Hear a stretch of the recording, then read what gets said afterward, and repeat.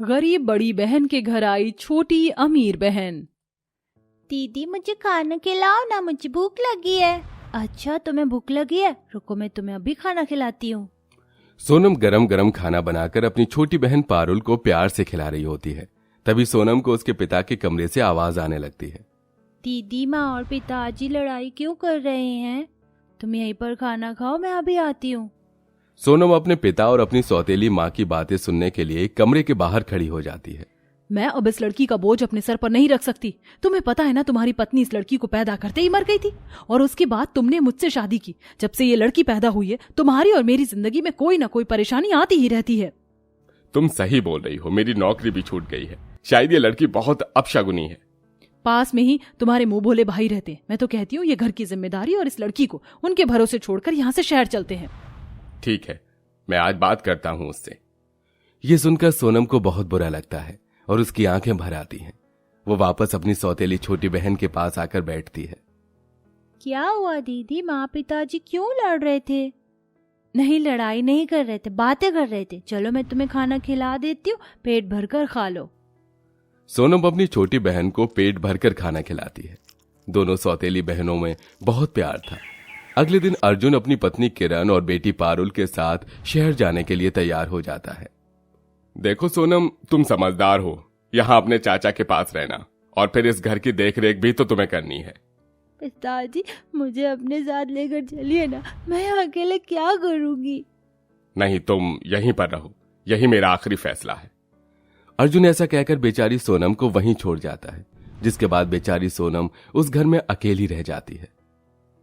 देखो परेशान मत हो, यहां हमें तुम्हारा ख्याल रखने के लिए। रवि सोनम का अच्छे से ख्याल तो रखता है, लेकिन उसकी पत्नी दिव्या को सोनम जरा भी पसंद नहीं थी। जब वो उसे खाना देने जाता तो दिव्या उसे बहुत ताने सुनाती।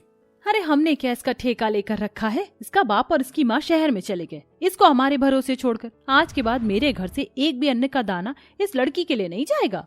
अरे भाग्यवान, आहिस्ता बोलो, उस बेचारी ने सुन लिया तो उसे कितना बुरा लगेगा। अरे बुरा लगता है तो लगे, मुझे किसी से कोई फर्क नहीं पड़ता।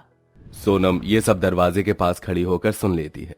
जब रवि उसे खाना देने आता है तो वो रवि से कहती है, चाचू आज के बाद आप मेरे लिए खाना मत लेकर आना। मैं जानती हूँ चाची को ये पसंद नहीं, मैं अपना ख्याल खुद रख लूंगी। इस तरह रवि को बहुत बुरा लगता है। वो उस दिन खाना रखकर जाने के बाद फिर कभी सोनम के लिए खाना नहीं लाता। और वहीं दूसरी तरफ सोनम अगले ही दिन से लोगों के घर में बचपन से ही काम करना शुरू कर देती है। इस तरह वो अपने गुजारे लायक पैसा कमा लेती। देखते देखते कुछ वक्त बीत जाता है और अब सोनम बड़ी हो जाती है। चलो बच्चों, मेरे पीछे पीछे इस पोयम को बोलना। तितली उड़ी, बस में चढ़ी, सीट ना मिली, ड्राइवर बोला आजा मेरे पास। तितली बोली हट बदमाश। तितली उड़ी, बस में चढ़ी, सीट न मिली, ड्राइवर बोला आजा मेरे पास। तितली बोली हट बदमाश। सोनम जब बड़ी हो जाती है तो वो गांव के बच्चों को पढ़ाना शुरू कर देती है, जिसके चलते उसे कुछ पैसे भी मिल जाते हैं। अब उसके बड़े होने पर गांव के लोग आपस में बातें करते हैं। इस बेचारी का इस दुनिया में कोई नहीं है। एक पिता था जो इसे छोड़कर चला गया अपनी नई पत्नी और बेटी के साथ। इसकी असली माँ जिंदा होती तो आज इसकी शादी कर देती। अरे मैं तो कहता हूँ ये पुण्य का काम हम ही कर देते हैं। इस तरह गांव के लोग सोनम की शादी करने का फैसला लेते हैं। सब लोग मिलकर उसकी एक गरीब घर में शादी कर देते हैं। लेकिन उस बेचारी की किस्मत इतनी खराब थी कि उसको एक शराबी पति मिला था जो उसे रोजाना रात को पीकर मारा करता था। अरे काम चोर कहीं की, कोई काम नहीं करती तू, किसी लायक ही नहीं है तू तो नाली का कीड़ा है। आज मैं तुझे इतना मारूंगा कि तेरी नानी तुझे याद आ जाएगी। मत मारो मुझे, मत मारो मुझे, बहुत दर्द हो रहा है। मैंने ऐसा क्या कर दिया जिसकी तुम मुझे सजा दे रहे हो? सोनम को उसकी सास भी उसके पति की पिटाई से नहीं बचाया करती थी। इसी तरह उसके ऊपर अत्याचार होते रहते हैं और एक दिन ज्यादा शराब पीने की वजह से रुपेश की जान चली जाती है, जिसके बाद सोनम की सास उसे अपने घर से धक्के मार कर निकाल देती है। अब सोनम यहाँ वहां भटक कर वापस अपने पुराने घर आ जाती है, लेकिन अब उसके शरीर में इतनी ताकत नहीं बची थी कि वो ठीक से कमा कर खा सके। तो वहीं दूसरी तरफ शहर में उसकी सौतेली बहन की अब शादी हो जाती है। फूल जैसी हो तुमने ससुराल में हमेशा खुश रहना। जमाई जी मेरी बेटी का ख्याल रखना, उसे कभी किसी चीज की कमी मत होने देना।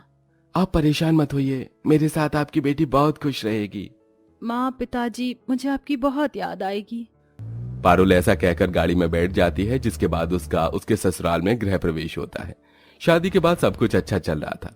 एक दिन पारुल अपने घर के आंगन में बैठी होती है, तभी वो अपनी जेठानी की दोनों बेटियों को एक साथ देखती है। दीदी मुझे भी खाना खिलाओ।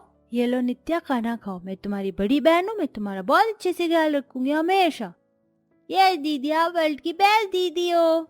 उनका ये प्यार देखकर पारुल अपने मन में सोचती है, काश कि मेरी भी कोई बड़ी बहन होती, वो भी मुझे इसी तरह प्यार करती, मेरे लिए खाना बनाती, अपने हाथों से मुझे खिलाती और अपनी पसंद के कपड़े भी पहनाती।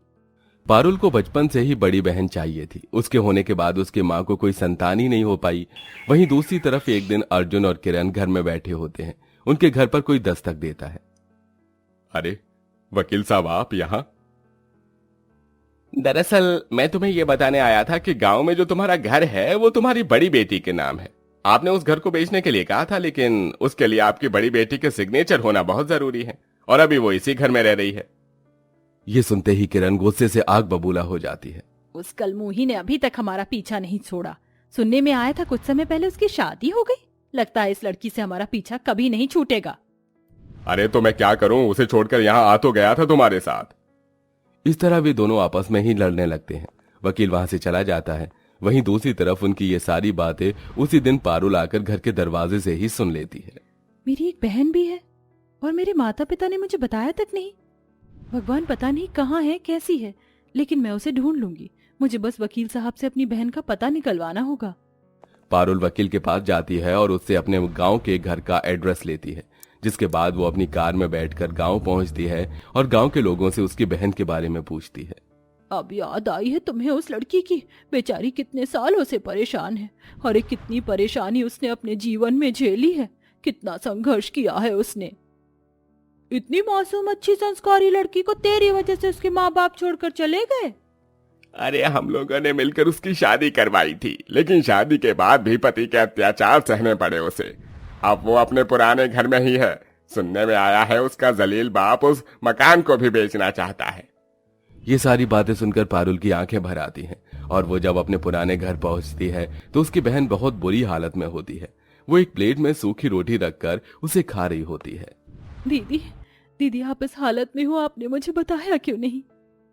तुम कौन हो? मैंने तुम्हें पहचाना नहीं। दीदी मैं पारुल हूँ, जिस बहन को आपने अपने हाथों से खाना खिलाया, आज उसे पहचान नहीं पा रही हो। पारुल, तू इतनी बड़ी हो गई, मुझे तो यकीन ही नहीं हो रहा अपनी आंखों पर। कितनी सुंदर लग रही है। और तूने शादी भी कर ली। माँ पिताजी कैसे हैं?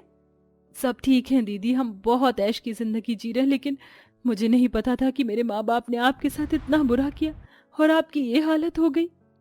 तुम सब लोग खुश हो, मेरे लिए इतना ही काफी है। नहीं दीदी, आपको जितना सहना था आपने सह लिया। अब आप यहाँ से मेरे साथ शहर चलोगे, मैं आपकी देख रेख करूंगी। सबसे पहले पारुल उसी घर में अपनी बड़ी बहन के लिए अपने हाथों से खाना बनाती है। दीदी ये देखो, खाना जैसे पहले प्यार से खिलाया था आपने, आज भी उसी तरह मुझे आपके हाथों से खाना खाना है। ये सुनकर सोनम बहुत प्यार से पारुल को खाना खिलाती है, जिसके बाद पारुल सोनम को अपने साथ शहर ले आती है और अपने पति की मदद से वो उसकी हालत सुधारवाती है और उसे अपने ही घर में रहने के लिए कमरा भी देती है। कुछ समय बाद वो अपनी बड़ी बहन की शादी एक अच्छे से घर में करवाती है, जहां अब सोनम खुशी खुशी रहने लगती है।